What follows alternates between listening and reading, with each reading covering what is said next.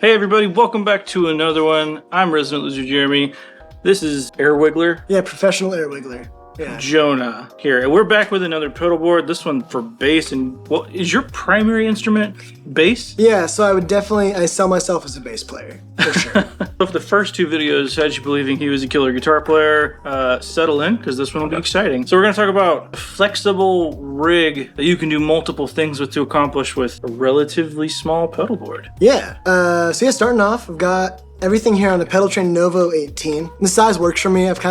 I have a couple other pedal boards that sometimes I'll put a couple things on depending on if I need just a DI for a gig. But for the most part, I mean, this is the rig. This is a setup that I use for pretty much everything on bass at this point. So you're doing studio stuff and live stuff. Yeah.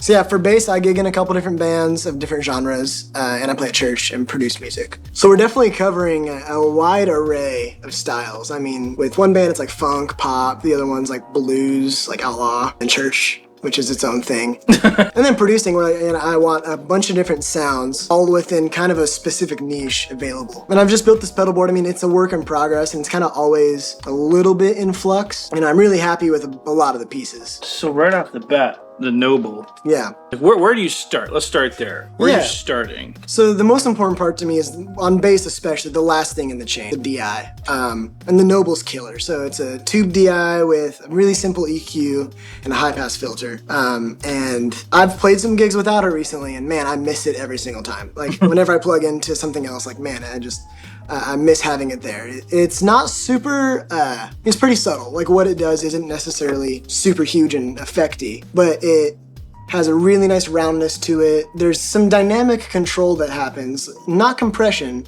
but gentle, just like kind of squeezing that occurs with that versus just like a straight up transformer-based DI. And the EQ's killer. I'm kind of always tweaking exactly where I run it, depending on the PA I'm playing through and like the venue.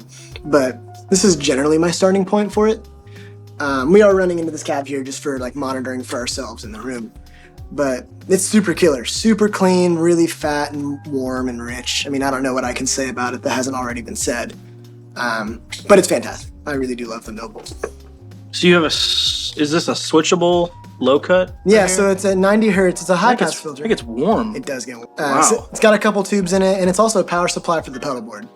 I think officially on paper, it's an active preamp in front of a passive DI in the box. And I forget what transformer's in it, but I really do love it. I haven't had it off a pedal board in forever. But yeah, it's a switchable high-pass filter, and you can kind of do the Pultec thing with it. So if you're unfamiliar with the Pultec, it's a studio EQ where you can cut and boost the same frequency at the same time. And you can kind of get that with this.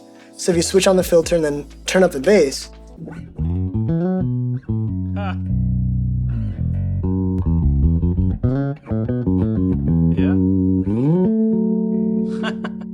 Yeah, it's super cool, and I typically run it right around here, which with how I play and the basses I play seems to work pretty well. And beyond the DI, I mean, a tuner's essential. We go to a Polytune 3, but those are the two things I'd say are like must-haves for me, are a good DI with some tone shaping capability and a tuner.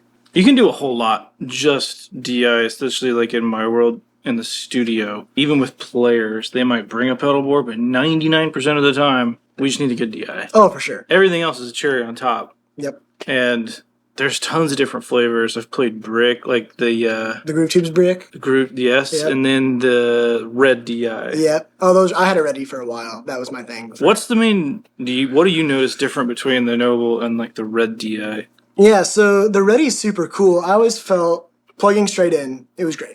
When I was running effects into it and running a pedal board, it was great, but I didn't have a ton of options when it came to if I needed more low end, but I didn't have an EQ pedal. Like, I was kind of... Okay. Like, I wanted more of a preamp with it and with the size. Like, I had it on a pedal board, and it's huge. And with the amount of real estate it took up and the power requirements, I was just running into, like, is it really worth having it there? And, you know, we still have a couple DIs in the studio that, like, are in that vein that I definitely leave there. But the Noble's killer because it's got the tone shaping capabilities are killer. There's not a bad sound out of it is the thing. Like, depending on what bass you play, I mean, that might really inform your decisions. But for me, there's not a bad sound out of it. And it's a power supply for the pedal board, which was the big one. So I had a pedal board blow up, and like right after the pandemic started, this is like middle of 2020. And I had a power supply fry and like legit fry half my pedals. And so I got, I was able to make it work, and I had a little bit of money to like, hey, I need to build something nice. And so I bought the Noble, and just redid a lot of like cabling and stuff like that. But yeah, it's killer. It's essential for me at this point. And it's matte black. And it's matte black, and it's got a cool light up logo, which is how you know. Like, that's how you know it sounds good. Yeah. Where do you start? Yeah, so I run first into this Empress Buffer Plus, and I'm actually going to switch bases real quick while I'm talking. Yeah, so I run into the Empress Buffer Plus, which is kind of new for me, but I've been running a buffer for a while. And for me, it's just important to make sure there's no signal loss or degradation of tone happening, especially for bass, because on guitar, where I notice it most is the top end. But with bass, I actually look like I for sure notice the top end difference, but there's a low end thing that happens where the response of it isn't quite as fast. And for me, that's really important, making sure that I'm articulate in every aspect of how I play. And when I was running an unbuffered signal with a lot of pedals, I would notice the low end would be kind of slow. And the transient would be lost. And for me, that was like kind of a no-go. And so I love this buffer. I run all my pedals actually in a loop of it. So the last thing, it's coming out of the HX Stomp back into here, out into the Noble. And it's killer. It's got a little mute so I can... So wait, you loop to the HX Stomp? Yeah, so my signal chain, I go into this, and then through my pedals, HX Stomp, out of this, and back into here, and then there's the amp out that goes into the Noble. Oh. Yeah. Yeah. So why the loop and not just have it in serial? Honestly, I just noticed a little bit of a signal difference when I was running everything without a buffer. And with this, the way it's designed, I can just run all my pedals in a loop and not necessarily I'm getting the benefit of the buffer there. And since I'm not running stereo, just having one in and one out is totally fine. Mm-hmm. It just sounded better when I used it. That's it's not a super technical answer, but I tried it with like running no loop, just running in series, and it was fine. But then once I ran the loop, everything seemed to sound a little bit prettier and make a little more sense. And this is the only thing in the loop? No, everything's in the loop except for the Noble. So I've got a bunch of loops going on. So out of the buffer, I go into the Cali 76 compact bass, which is a super killer 1176 style compressor, always on. I don't really turn it off ever, and it generally looks like this. So I'm compressing stuff at a 4:1 ratio, about 50-50 on the blend between uncompressed and processed signal. And then it's got a high-pass filter in the sidechain, which allows you to kind of tweak how the compressor detects what's coming into it. And I like to leave it right here, so it's around 300-ish hertz. So when I go and play something on the low E string or lower, it doesn't like choke out and die, which I've had issues with that happening with other compressors or even like rack mount studio gear. I've had that happen sometimes where I'll go to play like a low B or turn on an octave pedal and it'll just get kind of small and shrunk. This doesn't do that. And that's first up in the chain. If there was another pedal I were to say like a desert island thing, for sure, the Cali 76. Super great sounding. Here's with it off versus on, just to give a quick demo. So playing a P bass, Tomastic flats.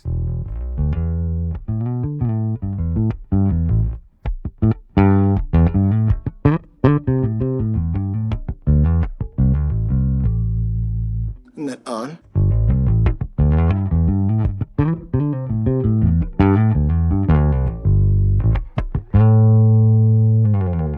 It's not drastically changing anything, but it's just that consistent low end. Yeah, and it pushes it a little forward in the mix, emphasizes the mid-range a little bit. It's great. I went a while without using a compressor, and man, as soon as I put it back on, I was like, okay, I have to do this. Yeah, I really missed it. And the way I've got it set up, it's not really impacting my playing dynamics. Like, I can still play softly or play really hard with it still being dynamic. But it's tightening it up a little bit, giving it a little more presence. And especially live, where I feel like bass is a fundamental part of the mix. Having that consistency, especially, I don't know necessarily what I'm plugging into most of the time. Like, for church stuff, I know we've got like good monitor desks and, generally people know what they're doing with compression and that kind of. And I've played a lot of venues where it's like, yeah, you're plugging straight into your amp and that's all the sound in there. And for me, like, I bring around an SVT and having a compressor helps make it nice and even, kind of no matter what. Which I really... So from there, I'm going into my octave pedal, which is an Aguilar Optimizer. It's super killer. We've got a Boss OC2 that I'll use sometimes as well for that like synth bass, snarky puppy sound. But this is how I use the optimizer. So it's set, so I've got a little bit of octave underneath without a lot of top end in the octave sound.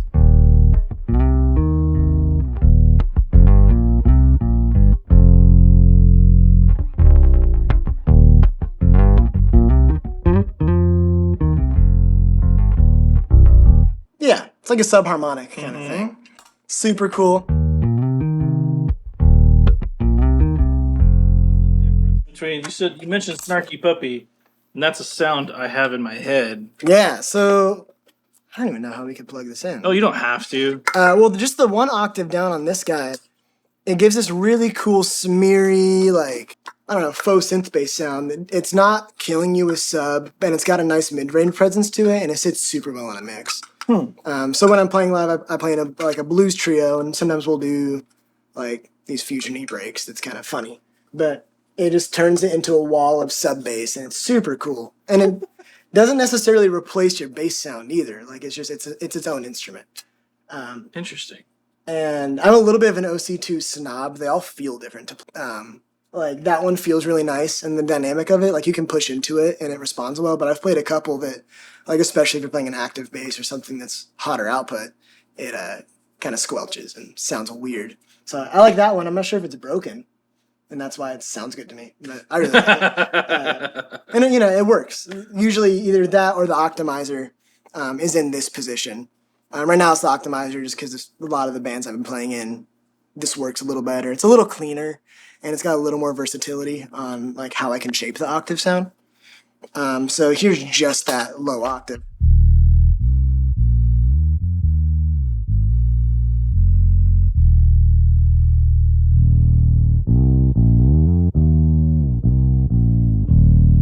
So you can kind of shape it to get different octave sounds, and that's generally how I like to use, blending in a lot of the clean.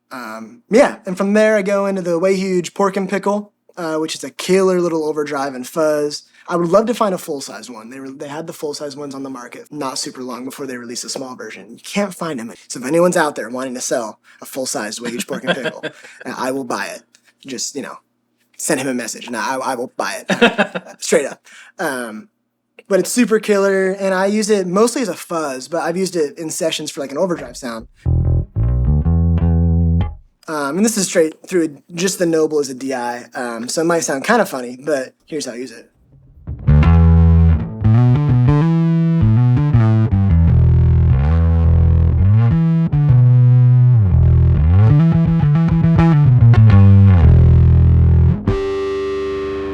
I noticed you have a clean blend on there. So it's like a parallel fuzz. Yeah, so it's not a completely dry blend. So there is some processing happening. They say it's a British style preamp. Okay. So that can mean so many things. Yeah. But you're blending that in, and especially for fuzz sounds where it can get super compressed, I love having a parallel blend, especially when I'm playing with a pick. It can keep that like transient fundamental really clear. Can I? Oh yeah.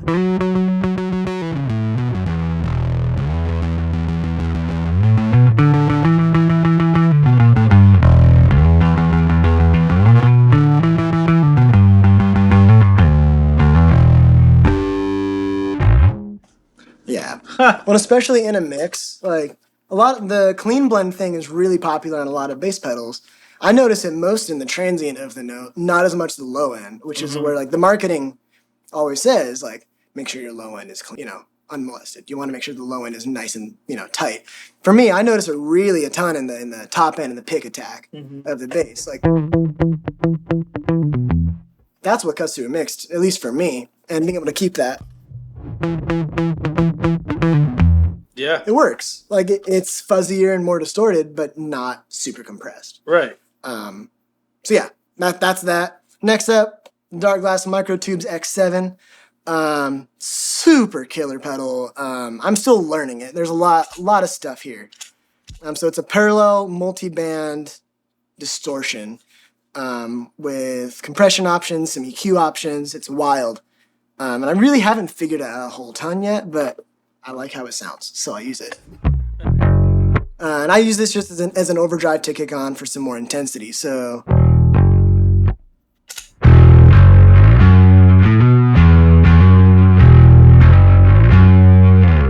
And this is a bass with flats on it. I'll in a second go through and show like, another bass that might accent that a little more, but keeps the low end really clean and tight, distorting the top end, giving me some options to thicken it up.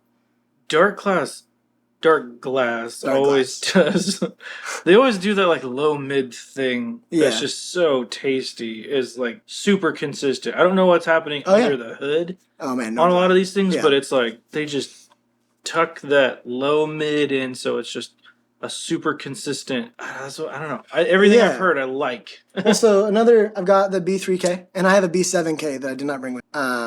But what they seem to do to my ears, they make some room for the kick drum, and then also make some room for a lot of high mid content with the guitars, and creating this nice, just like soundscape of bass. I like bass to exist between like the low harmonic of a kick and the high harmonic kind of peak of a snare. And Darkglass stuff typically is able to accent that really well. So like 90 to 100. So where if a kick's in 60 and snare's 120-ish. Yeah. You're living in that world. Yeah, I want to live in that kind of more mid-range focused spot, which is why I typically like P basses and like derivatives of that. But it tucks nicely into a mix, and you still have a lot of low end and fundamental, but you're also heard and not just felt, which is kind of a thing. And yeah, the X7 gets there. It can get really nasty and like fuzzy and farty. So if you adjust how much low end is going into the distortion circuit, it can be.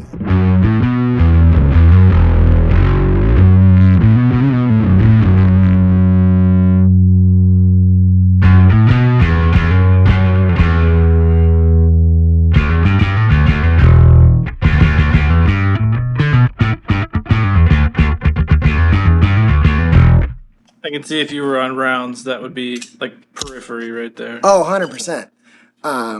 Yeah, I love that. So yeah, Darkglass. Next up, we go into the HX Stomp, and then from there's a couple funny little things. I build into pretty much every preset on my HX Stomp that I use, which is only like 3 or 4. 2 effects loops. One of them has my bass microsynth, which is like a killer octave fuzz. I'll show that off in a sec. And then this Origin Effects bass rig, which is a super killer Bassman style preamp, or it's like a Fender style preamp. And I love it, the way I have it set up. So right now, all you're hearing is my DI, and I'll go through that in a sec. But if I turn it on with this switch, now you're hearing the bass rig, and it just gives a little bit of grit, a little bit of life to it.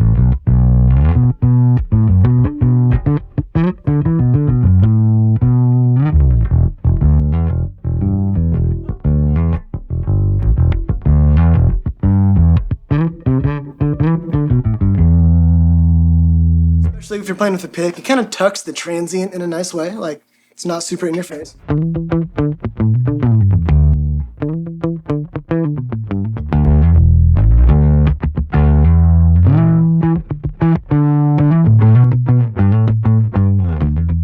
Yeah, isn't that fun? Like, yeah, and typically if I'm playing in like church stuff or rock where it's not necessarily super clean, I'll leave that on a good portion of the time. And I'm still blending in a little bit of the clean just so I have a little bit of that pick attack. But I really like it. It's pretty new. I was a tone hammer guy for a long time. I used the tone. The bass rig is kind of what finally kicked it off. And then I've got the micro synth, which is a super killer pedal. I'm really only using it as a fuzz and an octave. And I'll really only run it if I'm running into either the bass rig or like an amp or something that's distorting a little bit so it doesn't sound weird. I'll show it off not running into anything, and then I'll show how it sounds running into a preamp or something like that. So if you're just bass into the DI.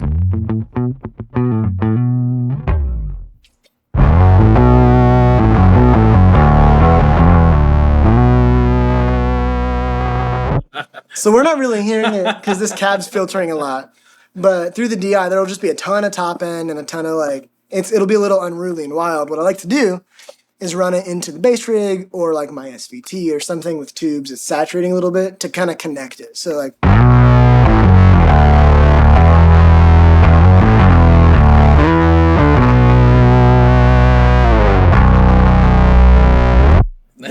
That's nasty. Oh, I love it.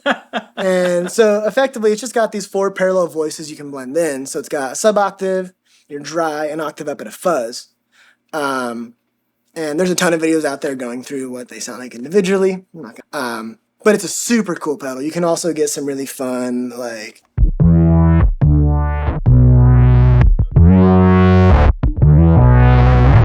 that kind of thing out of it, which I'll do sometimes, but for the most part, it just kind of lives like that. I'll use it for really big moments of songs where, especially in worship music, where I feel like having a really big, impactful moment where the room is shaking and like people are going nuts, like that's a really cool thing to be a part of.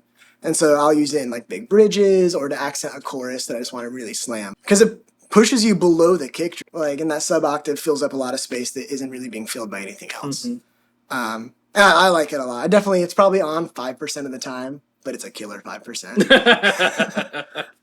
Yeah, and that's really that.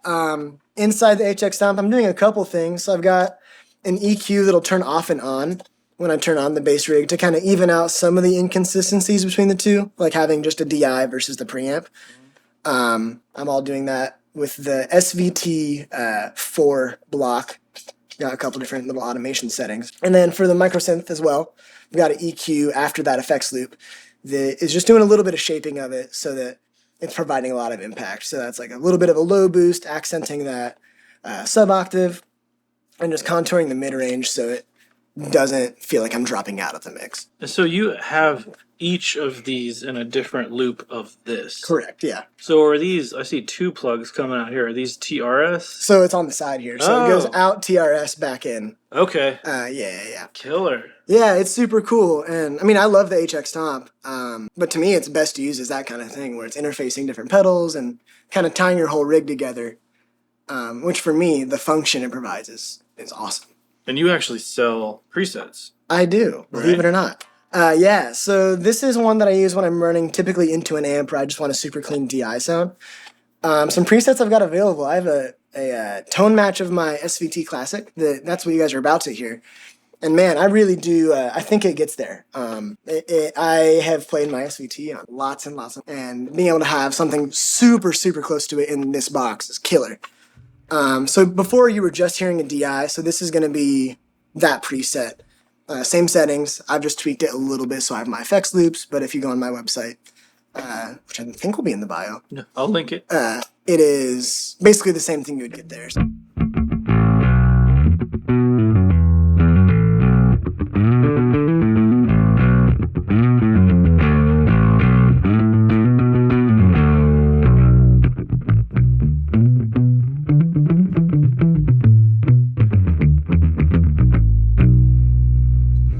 Yeah, and like the SVT thing for me is like, it's been a very trustworthy go-to sound. No one's really ever mad about P-Bass into an SVT.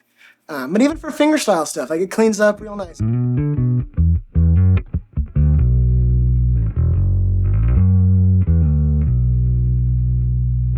I like it a lot. Yeah, so that's available on my website if you're into that kind of thing. Yeah, I really do think the HX Stomp sounds great for bass. Now, you mentioned hearing this with rounds. Yeah. I'm interested. Yeah. For all the non-flat players. Let's see. Yeah, so here's my Dingwall D-Rock with... I freaking love this thing. I know, I love it too. With fresh stainless steel Dingwall strings on it. And you'll be hearing the back 2 pickups.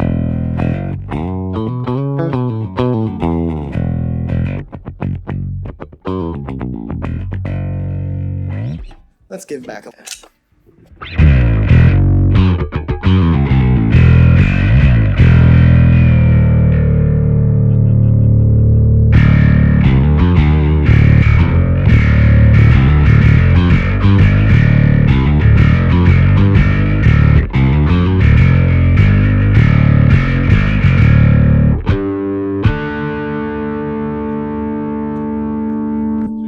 Such a cool sound.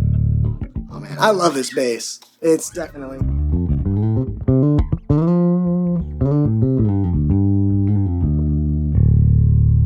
And it is a whole lot more than just like the prog metal, like Dingwall Darkglass thing. Like I just played it yesterday on like a funk pop gig, and you know, I thought it sounded great.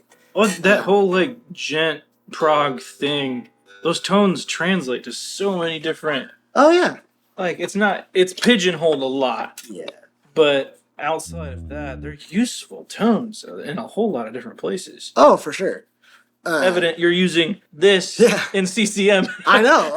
Well, and it's funny. I've talked to a lot of players that are really into the Darkglass thing for worship music. I have no issue with that. I really do like it. At one point, I think I've owned probably 6 different B3Ks. It's funny and a little embarrassing. I buy them and then someone want to buy hey, are you selling that pedal? I'll take it off your hands. Okay, yeah. $150 or whatever. And so I just keep buying them back. I'm like, man, I wish I had that. I'll show up to a session and be like, man, I really wish I had my B3K with me. And so this is I think legitimately the 5th one registered to my account with the serial number. Yeah, which is funny. But no, I think they're killer. And yeah, not sponsored, but hey, give him a call. Who knows? But yeah, especially this is a lot of stuff for bass. And a lot of it really is I play in a couple different bands. I'm playing in a lot of different atmospheres. And I want it to be consistent. I don't want to have to rethink how I play every time I plug in. And so I usually just take this pedalboard with me wherever I go, even if it's a small acoustic gig, because I like having the options there, having an EQ always there that I can adjust to the room, having my compression always there. It's a good comfort, and especially for if I'm working with different producers and different engineers, having a couple things hey, this is what I will provide to me is really helpful. Because on the back end, a ton of stuff is going to happen no matter what. I have zero issue with stuff being tweaked and being EQ'd in the mix. That has to happen. But I always want to provide the best signal I can. Well, what I was going to ask you, because I know what my answer would be, but if somebody comes with a pedalboard like this to a bass gig, not knowing that player, if you were just to look, there would be a whole lot of contingency upon the restraint of the player themselves and how quickly they would gain respect from whoever in that room. Oh, for sure. But just having stuff like this, and a lot of this, like you mentioned, it's solving small problems or giving you certain options. But you don't have to use any of it. You have a really killer DI coming out. I mean, yesterday, legit, the only thing I did on that gig was my tuner. Everything else, I probably stepped back 5 feet from my pedalboard and just played the whole time and, didn't turn on a single. Being able to do that as a player. Oh, yeah. And then also offer all this other stuff. That's how you get a call. Oh, for sure.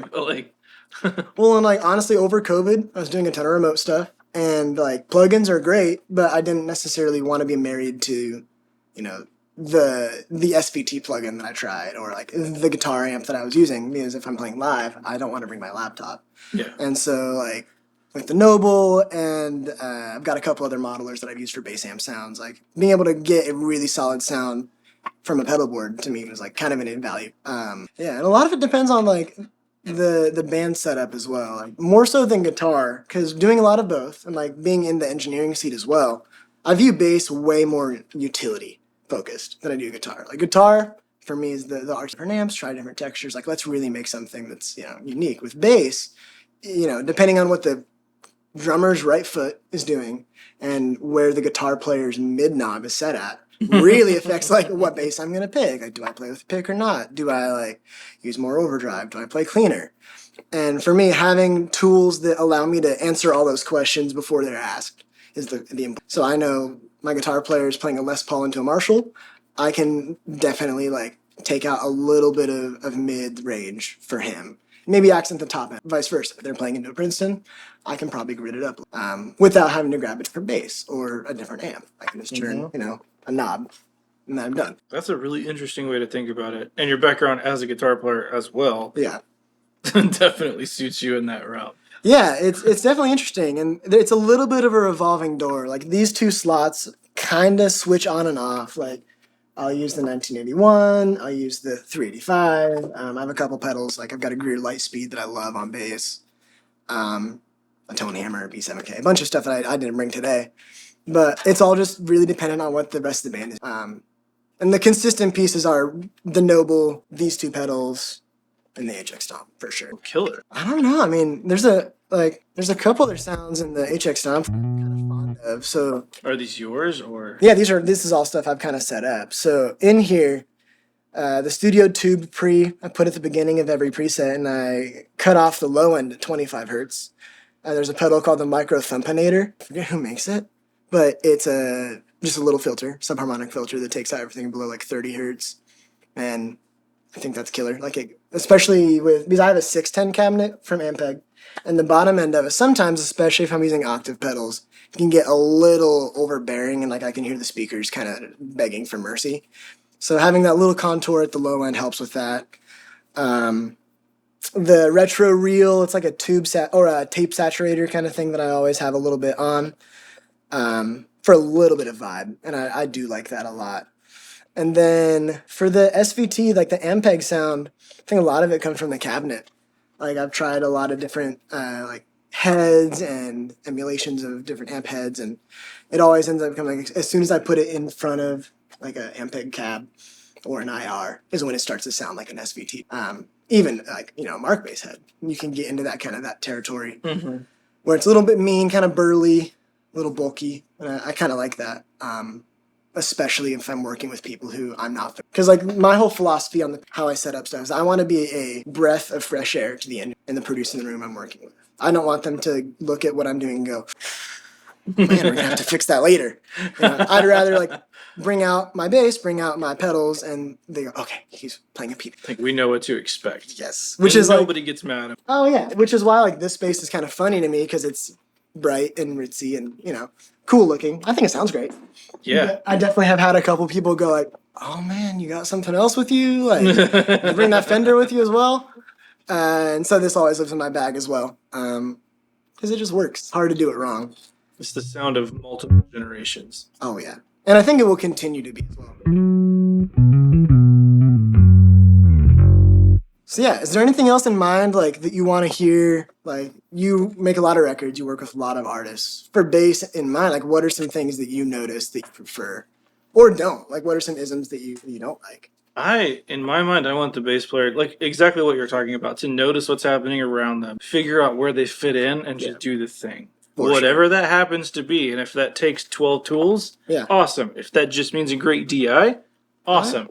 And I mean, I have gear I like to run bass through, but I'm the least picky with bass. Yeah. But it does come down to like a lot of trust in the player. For sure. And you normally figure out pretty quick if you can trust the player or if you have to start calling shots. And like, totally. Here's where you're going to fit in.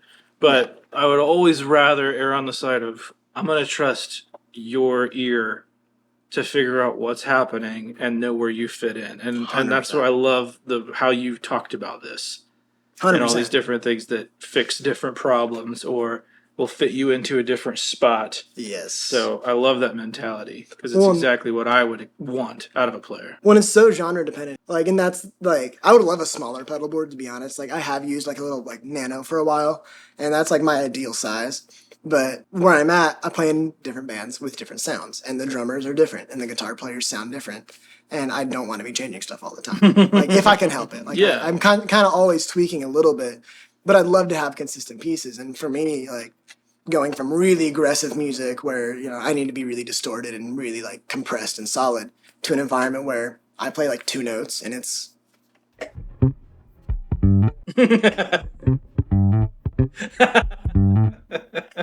like straight into a DI. That's a good portion of my my income is doing that kind of thing. And having a good DI is there. But if I need to be able to chonk out like I can also do that without necessarily having to rethink my whole signal chain. And without changing a guitar. Exactly. And, same thing, if you watch the other videos, I went on a whole soapbox rant about like cables and that whole thing.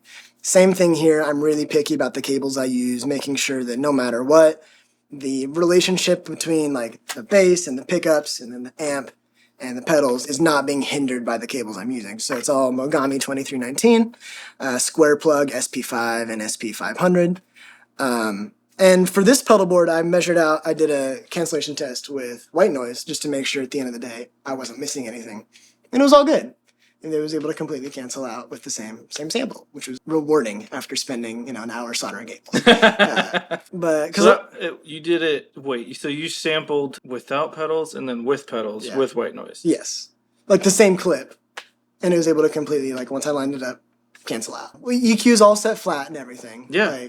The only same consistent piece was I ran the Noble was in both of them. But at the end of the day, I didn't really notice much of a... I mean, that's still impressive. So that was it, and we were not using an amp. We were going through a super clean PA style amp. Yeah. Just to power the cab for monitor. What you were hearing was the DI coming from here, essentially. And we're running into a Focusrite pre, right? Focusrite. So super clean. Yeah. I'm not introducing any color anywhere else. If you want to check out his presets, I will post a link down in the description below. If you like this one, hit the like button. Subscribe if you want to see more like this. We'll see you in the next one. There we go.